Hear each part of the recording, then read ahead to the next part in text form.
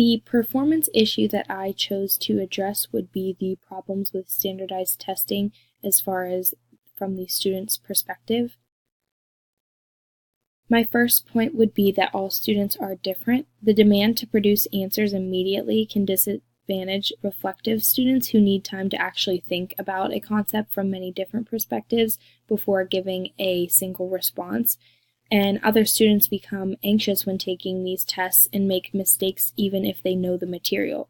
Some students succeed better in different environments, and because of this, it is difficult to apply their knowledge to the best of their ability during these tests due to the stressful environment. The next point would be the fact that it is an ineffective tool for understanding.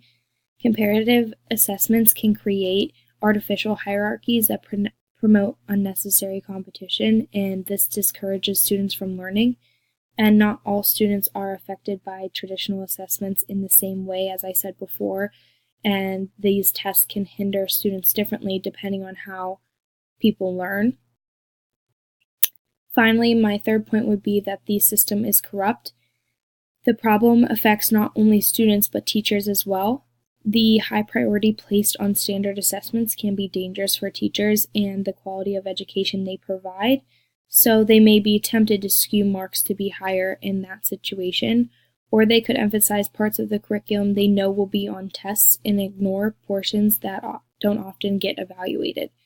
And these ways, traditional tests can encourage teachers to become corrupt, which makes it an unfair performance evaluation.